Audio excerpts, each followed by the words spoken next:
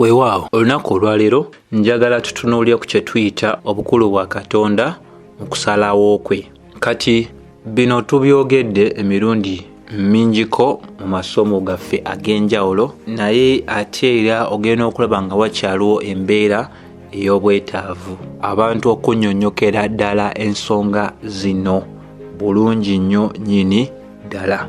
Njagala ntandike nga nnyinnyonnyola bwe tuba twogera ku bukulu bwa Katonda tutegeeza ki. Ekisookera ddala ekikulu ekyotegeera nti Katonda waffe ye Mukama eri buli kintu kyonna, era tewaaliwo kintu kyonna kisobola kubeerawo owatali kulagira kwe. Afuga obutonde wamu n'amawanga, afuga abantu wamu n'emyoyo, era tewaaliwo kintu kyonna, era tewali muntu yenna asobola kusazaamu kwagala kwe. Ekiro ekikulu ekyotegeera mu bintu ebingi ebya Katonda betusobola okuba nga tumwogerako ebisukkuluma amagezi gaffe, obukulu bwa Katonda yemu ku nsonga enkulu ennyo nnyini ddala. Bw'oba osome ekitabo eky'Abaluumi essuula ey'e11 olunyiriri lwa 33 lukulagira ddala obukulu bwa kino kye njogerako. Bayibuli eyogera ku buziba n'obugagga obw'amagezi obw'okumanya kwa Katonda. Tomanyi bwe buli, emisango gye nga tegikebereka, n'amakubo ge tegakkaanyizibwa. Kubanga ani eyali amanyi ebirowoozo bya Mukama? Oba ani eyali amuwadde amagezi? Oba ani eyali asoose okumuwa ekintu era addizibwe nate? Olwa 36 kubanga byonna biva gy'ali era biyita gy'ali era bituuka gy'ali, ekitiibwa kibeere gy'ali emirembe gyonna. Amiina. So bibyo ebigambo byolaba nti bigambo bikulu nnyo nnyo nnyini ddala, nti era nga Abakristaayo abeeweerayo ddala mu kunyweza obukulu bw'ebyo ebituweereddwa bwe boogera, nga ku mulundi guno njagala okuba nga neeyambisa ku mwami ayitibwa Garegili. Yagenda mu maaso n'okuba ng'agamba nti Katonda atali mukulu ye Katonda atasobola kubeera nga yeesigika. Singa wabaayo ekintu kyonna mu nsi ekisobola okusazaamu okwagala kwa Katonda, then oyo Katonda aba talina maanyi, era oyo Katonda aba asobolera ddala okufiirwa buli kintu kyonna mu nsi ye wamu n'ebyo byonna ebiri mu nsi. N'omugenzi ayitibwa R.C. Sproul yagenda amaaso n'agamba nti singa omuntu yenna agaana obukulu obwa Katonda, omuntu oyo aba agwanidde okuba era nga asembeza enzikiriza eyogamba nti Katonda taliiyo. So ssebo n'ennyabo nga tutandika ku kino, njagala okubeera nga nkukakasiza ddala ku nsonga eno nti tewaliwo kintu kyonna mu ggulu, mu nsi, mu mayanja ne mu biwonvu kisobola kuziyiza oba okusazaamu okwagala kwa Katonda.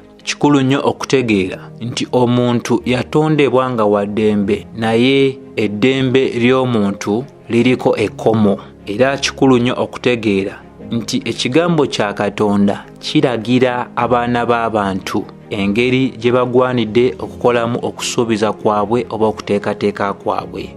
Bw'oba weeyambisiza ekitabo eky'endagaano empya ekiyitibwa ekya Yakobo essuula ey'okuna n'olw'13 paka ku lw'16 egamba nti kale mujje wano mwabagamba nti leero oba enkya tunaagenda mu kifo kino oba kiri, mu kibuga kino oba kiri, tumaleyo omwaka era tukole ebyobusuubuzi tufune n'amagoba. Olw'14 temumanyidde ddala olw'enkya lunaaleeta ki? Temumanyi bulamu bwammwe, kubanga mmwe muliwo kiseera buseera era mumala ne muvaawo.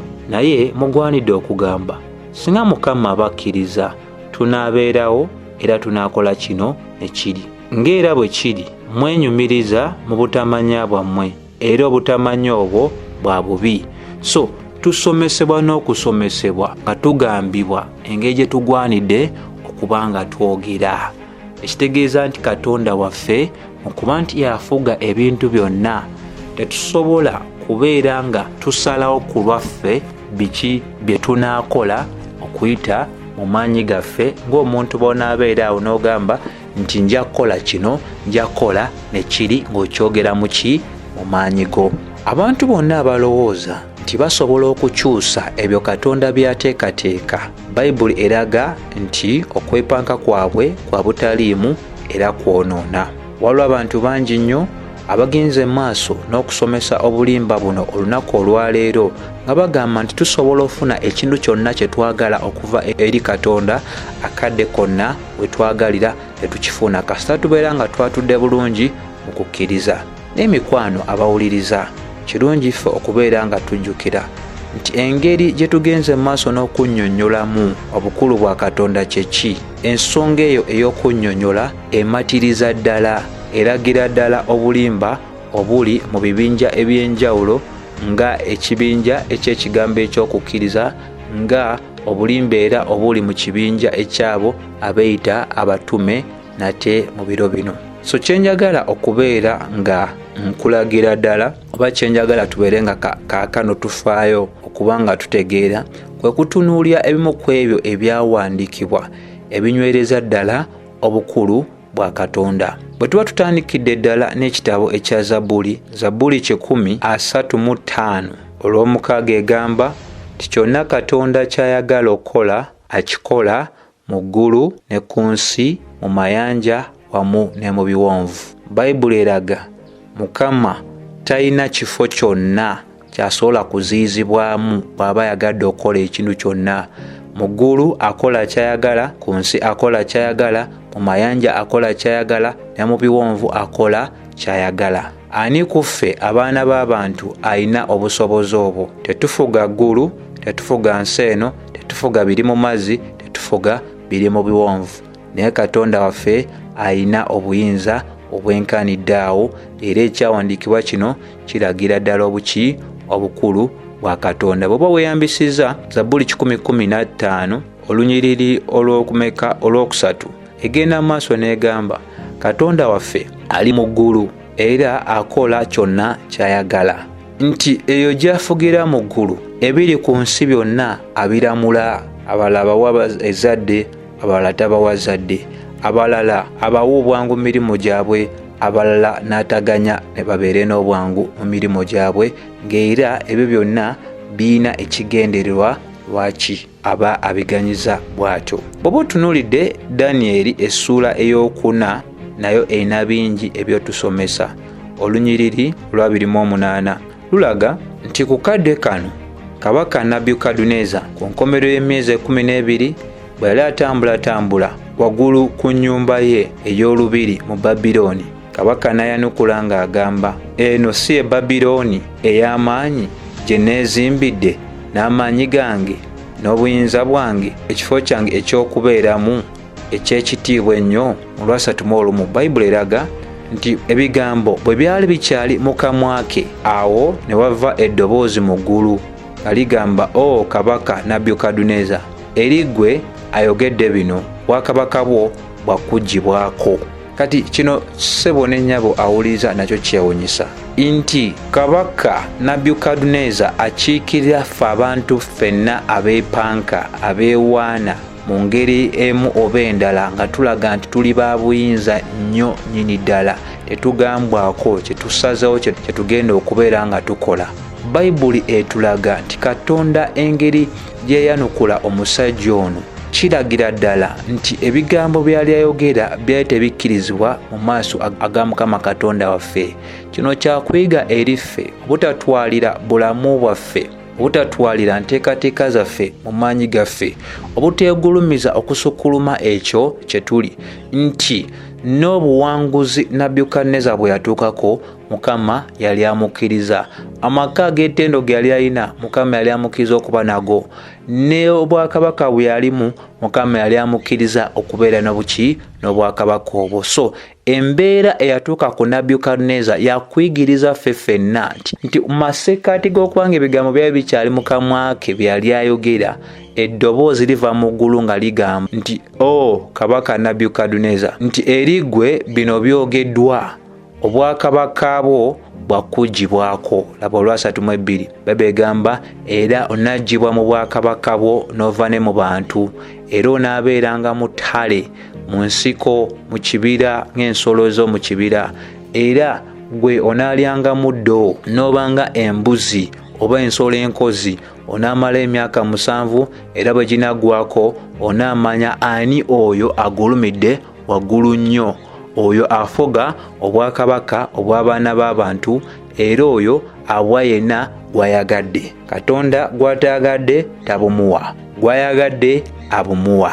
Bino biddamu ebibuuzo eby'abantu abagamba nti lwaki nze ndinga bwendi, lwaki oli alinganga bw'ali. Katonda ffenna tatwisa mu ngeri y'emu, waliwo baawadde ennyo waliwo baawadde ekitono, era ekigendererwa weekiri butukuvu bwa Katonda amanyidde ddala lwaki abantu ab'enjawulo yabawanga bwe yakola ki, bwe yabawa, kubanga atumanyi okusinga bwe twemanyi. Agenda maaso n'ogamba nti ye yennyini yafuga obwakabaka obw'abantu era awa yenna gw'aba ayagadde okuwa. Azaaliddwa mu bwakabaka obw'amaanyi, azaaliddwa mu famire y'amaanyi, talina kwewaana nti alina ekyenkizo kyalina ku bantu abala, mwonoonyi ng'abantu abala bali aboonoonyi, naye Mukama asaasidde musaasire n'amuteekaawo wamutadde. 3:3 Bayibuli etugamba, era mbagirawo ekigambo kya Katonda ne kituukirizibwa eri Nebukadneza, era n'aggyibwa mu bantu n'atandika okulya omuddo ng'ensolo enkozi, era omubiri gwe ne gujjula amazzi ag'omusulo, era enviiri ze ne zikula ne zibeeranga ez'ekinyonyi, era enjala ze ne ziwanvuwa ne zibeeranga ez'ekinyonyi.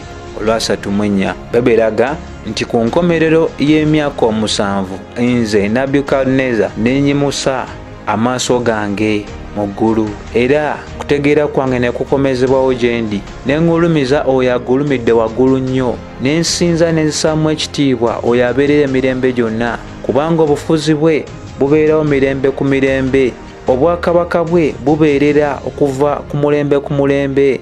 3:5 Era abo bonna abali ku nsi babalibwa ng'obutaliimu, akola nga bw'ayagadde mu masekkati ag'eggulu ne mu masekkati ag'abaana ab'abantu ku nsi kuno, era tewaaliwo muntu yenna asobola ziyiza mukono gwe newankubadde okumugamba kiki ekyo ky'okoze. Ssebo ne nnyabo awuliriza, buli w'otegeera obukulu bwa Katonda buleeta bukakamu gy'oli, buli w'otegeera obukulu bwa Katonda bukuleetera okubeera nga ogulumiza Mukama Katonda waffe nti ebintu biringanga bwe biri kubanga ali ku Nnamulondo. Singa yali tali ku Nnamulondo, ensi eno yalibadde yennyininyini esaanawo.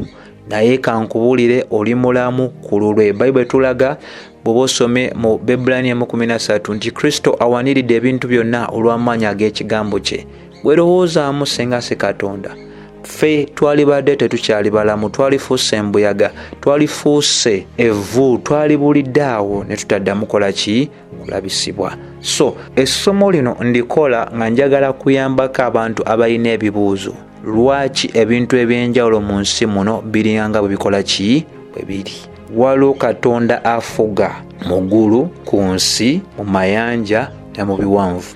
Abasinga kyannaku nti buli kintu kyonna ekiri mu nsi bakitambuliza ku mirimu gya mulabe Sitaani. So basomesa nnyo obukulu obwa Sitaani okusinga osomesa obukulu obwa Katonda.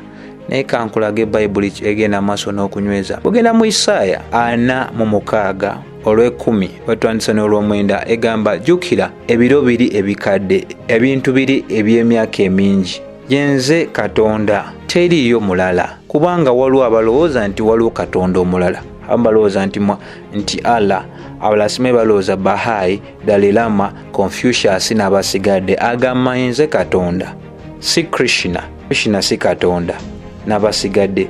Agamba yenze Katonda, tewaliwo mulala. Yenze Katonda, era tewaliwo alinganga nze. Mukama ekyo kiki? Era bw'akyogera takyogerera mu mbeera nga ffe gye tusobola okutegeeramu ng'abaana abantu, mu mbeera oba ey'omuntu okwogera ekigambo nga teegendereza. Ekyo kyali. Olw'ekumi Bayibuli eraga alangirira enkomerero okuviira ddala ku ntandikwa. Alangirira enkomerero okuviira ddala ku ntandikwa. Lowooza wa wooli. Yateesa ebiro eby'okuzaalibwako. Olizaalibwa baani? Obulamu bwo, emyaka gyo gyonna gy'olimala ku nsi, byonna byali byateesebwa dda Katonda. Genda maaso negamba okuviira ddala mu biro eby'emyaka emingi nnyo emikadde ebintu ebitannabaawo era njogera okwagala kwange kwe kunaayimirira era n'atuukiriza ekyo kye nsazeewo. Ssebo ne nnyabo, tewaliwo omuntu asobola kutuukiriza ky'aba asazeewo mu maanyi ge. Katonda yekka yalina okuba ng'akola ki? Ayamba. Bw'aba tayambye kirungi osobola obyogera naye ne bikoma mu ki? Bigambo. Isaaya 45 olw'okumeka olw'21 era enyweza ensonga y'emu ng'egamba nti agenda maaso n'agamba langirira era leeta ensonga yo baleke bonna bakole okuteesa kwabwe wamu. Ani yayogera bino edda ennyo? Ani eyalangirira mu myaka egy'edda? Teyalinze Mukama? Tewaliwo Katonda bonna amabbali gange, Katonda omutukuvu, omulokozi, era tewaliwo yenna ali ku mabbali gange. Bigambo bino birungi nnyo okuba nga bijjukirwa mu biro bino bye tulimu, omuli abantu okwenyumiriza n'abantu okwepanka ennyo, nti tewaliwo Katonda yenna alinganga Katonda waffe owa Bayibuli. Nti n'abeeyita ba Katonda si ba Katonda, era Katonda batamanyi naffe tetugwanidde kubeera nga tukola ki? Tubassaamu ekitiibwa. Bw'oba osomye ekitabo ekya Ngero 19:21 eraga nti okuteekateeka kungi nnyo mu ndowooza oba mu mitima gy'abantu, naye okusalawo kwa Katonda kwe kunaayimirira. Abantu basobola okubeera nga bateeseteese kino bateeseteese kiri, naye Bayibuli eraga okuteesa kwa Katonda oba okusalawo kwa Katonda kwe kusalirawo ddala ebintu byonna. Sobola okubeera nga ggwanga lyagala kugula lutalo kuliri kulisaanyizawo ddala, Katonda batakiganyiza, basobola okukozesa ebintu nga bye tulaba ebiri mu Ukraine, obulumbaganyo bwabatuukako nga buva okuva eri Abarussia. Kitutte ebbanga ddeneeko, naye Katonda yamanyi kiki ekigenda okubeera nga kisemberayo ddala eri ebyo bye tugenda mu maaso n'okuba nga tulaba. Bisobola kubeera nga bintu wakati w'enkolagana z'abantu, oli alowooza kino alowooza kino alowooleza munne kino bakiri, naye okusalawo kwa Katonda kwe kusemberayo ddala. Kyatakkiriza tekisobola kubeerawo, kyakkiriza kyakubeerawo, teri asobola kiziyiza. Ebyo bikulu nnyo. Anaalima yeebuuze ku ye, anaakungula yeebuuze ku ye, anaazimba yeebuuze ku ye, anaabaako kyatandika yeebuuze kwani? Ku ye. So kino kitulaga nti Mukama gwe tugwanidde okubeera nga tukola tutya? Nga tuteekako amaaso gaffe, gwe tugwanidde okuba nga twesiga mu buli mbeera yonna. Ate era kyabataganyiza aba n'ensonga lwaki aba akiganyiza, era kyabakkiriza aba n'ensonga lwaki aba akikkiriza. Ebimu baire bingi tetujja bitegeera, era alina ensonga lwaki aba akiganyiza bwe tutyo tuleme bitegeera. Ye bwe tubitegeera tukyuse eki? Kati tusobola na kubala muwendo ogw'enviiri eziri ku mitwe gyaffe. Bw'osoma Ngero 21:3 nalwo lulina kye lutuyigiriza, lugamba nti tewaliwo magezi, tewaliwo kutegeera, tewaliwo kusalawo kusobola kubeera nga kukomya Katonda. Kati gwe looza ku ekyo. Sitaani ne bw'akola atya neyegatta ne zimalayika ze zonna, emyoyo emikyamu gyonna nayegattibwako n'abo abamugoberera ne bakola tebasobola kusuula kkanisa. Tuli mu biro nga tuyina abafezi bangi, amanya ng'abafere bangi, abasomesa ebintu eby'ensonyi, abalina ensomesa y'emizimu, balina abagoberezi nfanfa, naye ebyo byonna newankubadde baba bikoze tebasobola kubeera nga bakomya ekkanisa eya Kristo. Kubanga yayogera nti teriiyo maanyi ga magombe ganaagiyinza. Bwe yabyogera yamala, teyitaaga kiddamu, kyo kyayogerwa kyamalibwa. Kati ffe okwejjukanya tulina kuddayo eri kyo. Bwe tutunuulira nga tulaba obulumbaganyo bw'amaanyi mu kanisa, ffe tulina kuba nga tulabe kanisa enaakoma. Kyetujjukira kiri kimu nti ekkanisa tegenda kukomezebwa. Teri basobola kwetesaamu oba bagasa magezi gaabwe, kutegeera kwabwe, kusalawo kwabwe. Simanyi mpulira leero abantu boogera Illuminati, simanyi New World Order, simanyi boogera kiri. Ebyo byonna tebisobola kubeera nga byeŋŋanga Katonda oba nga byesimba mu Katonda ne bimalako. Bayibuli eraga endogoyi eteekebwa olw'olunaku olw'olutalo, naye obuwanguzi buva eri Katonda. kobeere n'endogoyi ng'eddogoyi tekatuwembisiza ndogoyi n'endogoyi ekiikirira eje oba China oba mu America oba mu Russia oba bobeera nga balina olutalo lwonna lwe baagala okukola nga Katonda talukkiriza terusobola kukola ki kubeerawo. Baki tweyambisa ate era ne 16 ngero 16 egamba nti omutima ogw'omuntu guteesa ekkubo lyagwo naye Katonda yatuukiriza amakubo ag'omuntu. Osobola okuteesa ebibyo naye Katonda yasimba oba yaluŋŋamya ebigere by'omuntu. Bino bituyambako obutaddamu kubeera nga tulowooza nti ffe bye tusalawo okukola bye bito binaabeera mu bulamu bwaffe oba bye twegomba okubeera nga tulaba nti bye binaabaawo. Bayibuli tetugaana kubeera nga tuteekateeka naye enkomerero ya byonna Katonda yayogera ekisembayo. Tweyambise Zabbuli essuula ya 33 nayo etusomese ku biki ebyaliwo olubereberye okutulaga obukulu bwa Katonda mu kusalawo kwe. Bw'osoma Zabbuli 33:9 egamba nti yayogera era ne kibeera. Ffenna tujjukira bulungi bw'oba osomedde ddala bulungi lubereberye ebigambo Katonda byayogera n'agamba nti Mukama n'agamba wabeewo ekitangaala era ne kijja. Obukulu bwa Katonda mu kusalawo kwe kyasazeewo kye kibeera era Katonda y'omu n'akola ki n'ayita n'agamba wabeewo obwengula, wabeewo ekitangaala okuva mu kizikiza, wabeewo obw'emisana, wabeewo n'obw'ekiro nga bwe yabyogera. Kaakano alina amaaso agalaba ebintu ebyo abiraba. Weewuunya omuntu agamba atya nti nze sikkiriza nti Katonda gy'ali. Okitegeera bulungi nti n'atonda ebintu ebyenjawulo naye buli kyonna nga bwe yakiyita nti okusalawo kwa Katonda tekuziyizibwa kintu kyonna. Nkiddamu, okusalawo kwa Katonda tekuziyizibwa kintu kyonna. Kyonna kyasazeewo kukola kye kibaawo. Bayibuli egenda maaso n'eraga nti n'alagira era ne bibaawo. Era Katonda aleeta amagezi ag'amawanga gonna obutaliimu era asazaamu enteekateeka z'abantu. Wulira ebyo. Okusalawo kwa Katonda kubeera emirembe gyonna nti okuteekateeka kw'omutima gwe kwa mirembe gyonna.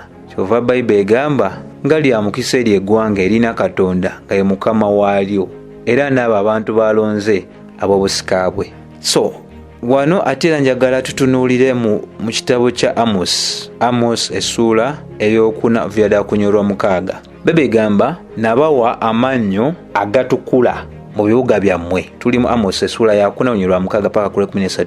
Naye ate saabawa migaati, naye ate era temwadda gyendi, bw'atyo bw'ayogera Mukama. Agaba amannyo eri Bannayisirayiri ate n'atabawa kyakulya. Byonna asobola okubikola. Bwe gwawadde amannyo ate n'akwa n'ekyokulya, sinza Mukama. Bye bintu bye twerabira nti tebibaddewo nti kubanga n'amannyo nteekeddwa okulya. Waliwo abagalina nga tebalina byakulya, waliwo abalina ebyokulya nga tebalina mannyo. Tugwanidde okusiima Mukama Katonda waffe olwa buli kintu kyonna.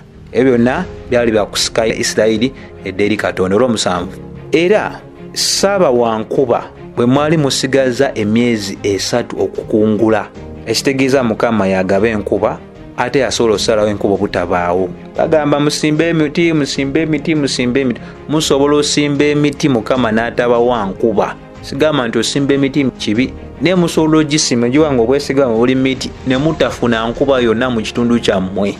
Nti abantu bagenda okukungula, ye Mukama yagamba nti kati kubanga abaana abantu ffenna atufaako, atulaga ekisa kye eri abakkiriza n'abatali bakkiriza, nti abantu bagenda okukungula era Mukama amanyi nti mukungula mu maaso awo beetaaga ki?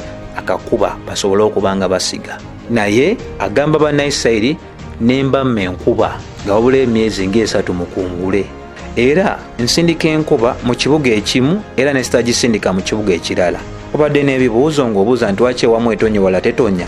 Bayibuli eyanukula, waliwo afuga eggulu n'ensi ate teri n'omu amukaka kukola kyayagala. Akola nga bw'ayagadde.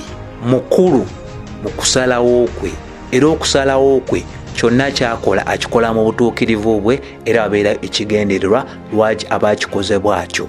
Ebintu ebitwetoolodde bitulina kubeera nga bitusikatuza eri Katonda, naye mu kuba nti tukwataganye n'ensi nawolwo ne betulaba nga tetubitegeera ne tulamagama ne Mukama weeka gwasobola otuyamba. Ne wano we tuli oluusi etonya wano ewala netatonya, oluusi netatonya wano netujuulira nti yatonya eri. Mukama afuga ensi eno era mukulu mu kusalawo kwe. So kino kikulu kyategeera, si buli agenze ku mulimu nti anaafuna akasenti. Abamu bafuna, abalala tebafuna. Abasuubuzi mubimanyi. N'otega wiiki namba nobanga aliko ekikuliko. Era abatamanyi nti Katonda afuga ensi eno, awuli ayinza okugamba wateekwa okubeerako aziyiza emikisa gyange. Abamu ne bakyusa ebifo n'ava wano n'adda wali. Si buli alumba nti afuna. Agamba nzikiza enkuba okutonya mu nnimiro emu ate netatonya mu nnimiro ndala, byonna abikola akkiriza. Kaakati etonye saa zino nga ndi ku recordinga sisobola gigaana.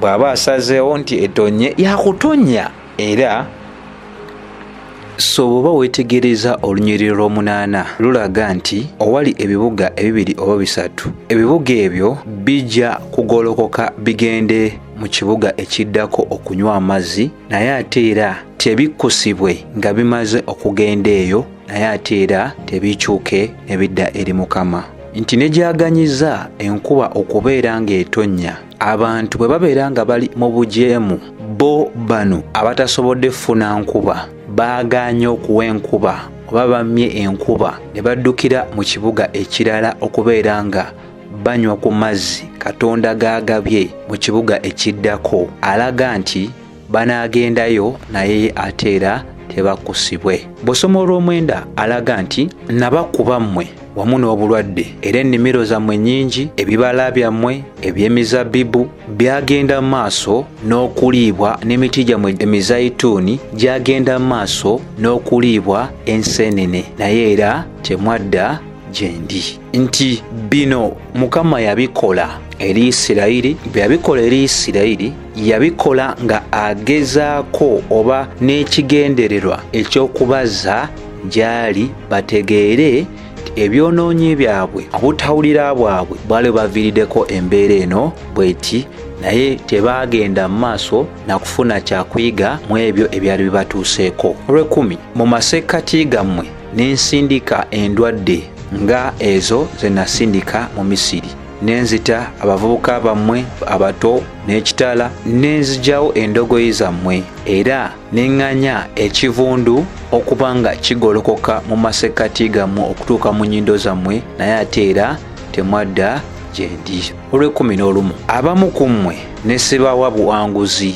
nga mu biro biri bwe nagenda mu maaso n'okusaanyawo Sodomu wamu ne Gomora, era temwasobola kudda gye ndi. Olw'ekumi n'olw'ensonga eyo n'akola ekintu eri mmwe Isirayiri, kubanga kino nja kikola mmwe mwetegeke okusensikana Mukama Katonda wammwe o Isirayiri. Olw'ekumi laba oyo akola ensozi, eyatonda empewo, ayogera eri omuntu ebirowoozo bye, era afuula obudde obw'okumakya obw'ekizikiza, era atambulira mu buwanvu obw'owaggulu. Oyo ye Mukama Katonda ow'eggye ly'erinnya lye. So bino byonna mukwano bye tugenzeemu tebisonga ku kintu kirala kyonna, byonna bisonga ku bukulu bwa Katonda mu kusalawo kwe. Emabega w'okusalawo kwe wabeerayo ekigendererwa. Bintu ebyo byonna nga bw'obirabye byatuuka ku Isirayiri, ffe olunaku olwaleero wayinzika okuba nga wabadde ebintu byanjawulo ebituuse ku ggwanga lyaffe, erituuse ku buli muntu sekinoomu, oba ku mirulano gyaffe, oba mu by'emirimu gyaffe, oba mu ngeri emu oba ki endala, naye kye tuba tulina okuba nga tutegeera Mukama kusalawo kwe tekusobola kukyusibwa, era kyabayogedde ekyo kyennyini kyagenda maaso n'atuukiriza. Bw'osoma Amosi essuula ey'omwenda abo ng'ovidde ddala ku lunyiriri lw'omukaaga, nalwo lugenda maaso n'otusomesa ebintu eby'enjawulo wano ebikulu. Awandiika Amosi ng'agamba, nendaba Mukama ng'ayimiridde mu mabbali g'ekyoto, era n'agamba nti kuba ebyo ebigenze maaso n'okuba nga bikungulwa byasize ku mitwe egy'abo abantu bonna, era abo banaabasigadde n'abatta n'ekitala, era tewaliwo n'omu ku bo anaasobola okubeera ng'adduka, era tewaliwo omu ku bo anaawona. Olwokubiri, singa basima ekinnya ekiwanvu nnyo, eyo n'agenda mu maaso n'okubajjayo. Singa balinnya waggulu ennyo, era n'agenda mu maaso n'okubassa wansi. Bwe basalawo ne beekweka waggulu w'endogoyi, era eyo n'agenda mu maaso n'okubanoonya ne mbajjayo. Singa beekweka okuva mu maaso gange ne bagenda mu bunnya obuwanvu ennyo obw'ennyanja, era neyo n'alagira omusota ne gubakubirayo. Olwokuna, singa bagenda mu buwambe eri abalabe baabwe, era eyo n'alagira ekitala, era kinaabatta, era n'agolokosa amaaso gange eri bo olw'obubi si olw'obulungi. Olwokutaano, Mukama Katonda oyo ow'eggye, oyo akwata ku nsi era n'esaanuuka, era abo bonna ababeera mu kunyolwa, era n'abo abagolokokanga ng'ennyanja, era ne bakka nate ng'era ennyanja ey'e Misiri. Era oyo yenna azimba, oyo yazimba waggulu ebisenge mu ggulu, era yateekawo ensi eno, oyo ayita amazzi aga sseruyanja oba ennyanja ennene n'agayiwa ku ttaka ery'ensi, ye Mukama Katonda erinnya lye. So ssebo ne nnyabo, bingi bye tutunuddeko wano oba bye tugenze mu maaso n'okulaba nga biragira ddala obukulu bwa Katonda, era watali kuba nga tumala ebiseera, njagala ate era tweyambise n'ekyawandiikibwa ekiri mu Baluumi essuula ey'omwenda olunyiriri lw'ekkumi, nga twekkaanya obukulu bwa Katonda mu kusalawo kwe bwe kituuka ku nsonga ey'okulonda oba ey'okuyita abo baagamba nti babe. Bayibuli egenda mu maaso n'enyweza ng'egamba nti si kino kyokka ekyayogerwa, naye Lebeka bwe yali afunye olubuto olw'abaana nga lwa musajja omu, oyo jjajjaffe Isaaka, newankubadde abaana baali tebannaba kuzaalibwa, nga teri n'omu ku bo akoze kirungi oba kibi, olwo okusalawo kwa Katonda okw'okulonda kunywezebwe, okutali kwa bikolwa, naye okwoyo ayita olw'ekkumi yayogera eri Lebeka n'amugamba nti omukulu anaaweereza omuto. Era nga bwe kyawandiikibwa, Yakobo mwagadde, Esawu mukyawa. Olw'ekkumi. Tunaagamba ki? Waliwo obutali bwenkanya ne Katonda? Nedda. Olw'ekkumi. Era bw'ati bwe yayogera eri Musa ng'agamba nti naaba n'okusaasira eri oyo yenna gwe naaba nsaasidde. Olw'ekkumi. Era kino tekiri ku oyo asalawo oba oyo akozesa amaanyi, naye ku Katonda oyo alina okusaasira. Olw'ekkumi. Ng'ebyawandiikibwa bwe byogerera ddala eri Falaawo nti olw'ekigendererwa nkuyimusizza ggwe waggulu, nsobole okulaga amaanyi gange mu ggwe, nti erinnya lyange ery'amaanyi lirangirirwe mu nsi yonna. Olw'ekkumi. N'olw'ensonga eyo alina obusaasizi kw'oyo yenna gw'aba asazeewo okusaasira, era akakanyaza oyo gw'aba asazeewo okukakanyaza. So mikwano, ne mu nsonga ey'obulokozi era tukirabira ddala obukulu bwa Katonda mu kusalawo kwe, nti bw'otunuulira abaana bano ababiri, Esawu wamu ate era ne Yakobo, Mukama asalawo ng'agamba okusalawo kwe kwali nti ayagadde Yakobo, ate Esawu n'abeera ng'akola ki? Amukyawa. Yakobo akiikirira abalonde ba Katonda bonna Katonda byalondera mu Kristo, nga befeese munya titwalondebwa mu Kristo nga n'emisingi egy'ensi teginnabeerawo, ate Esawu akiikirira abo bonna Katonda byayitako. Teri n'omu asobola kikyusa, teri n'omu asobola kubeera nga agezaako okubeera ng'akuba empawa ku kyo ng'agamba nti asobola okubaako engeri yonna gy'akyusaamu ekyo.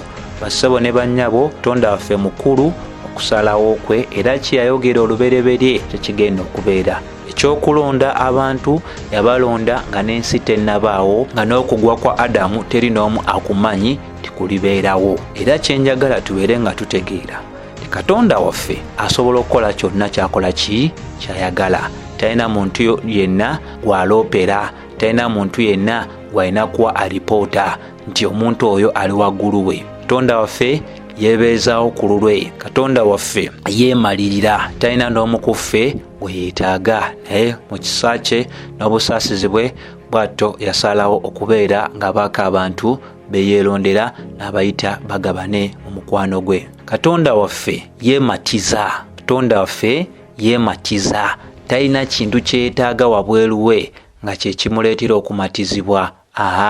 Ebyo biri eri baana b'abantu. Katonda waffe yeefuga, teri kintu kyonna kimufuga. Zabuli twagirabye 10:15 nti asinziira mu ggulu era n'akola kyonna kyakola kyayagala. Katonda waffe yeegulumiza, buli kyonna kyakola akikola ku lw'erinnya lye. Zabuli essuula eyo 79 olw'omwenda lunywereza ddala. So mikwano gwe naawuliriza, kikulu nnyo okubanga otegeera nti tewaliwo kitonde kyonna, tewaliwo kintu kyonna mu butonde kisobola kubeerawo wabweru w'obukulu bwa Katonda, wabweru w'obukulu obw'okusalawo kwa Katonda. Era Katonda waffe teyeetaaga kiragiro kyonna okuva eri ebitonde bye byatonda.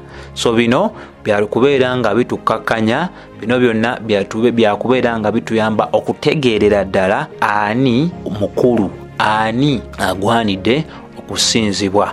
Teweesinza, tosinza muntu munno newankubadde olina omuntu eyakuwa omulimu, newankubadde olina eyakwasa oba gwafumbirwa, newankubadde olina eyakuwa ekintu kino oba kiri. Katonda yekka yagwanidde okusinzibwa. Era Bayibuli etulaga mu ssuula y'omwenda ekyenjagala okumeza nakyo ayogera ng'alaga nti omubumbi talina buyinza bwonna kwekyo ekibya kw'eryo ettaka. So Katonda waffe alina obuyinza bwonna okukola kyonna kyayagadde. Sifa abeetonda yatutonda.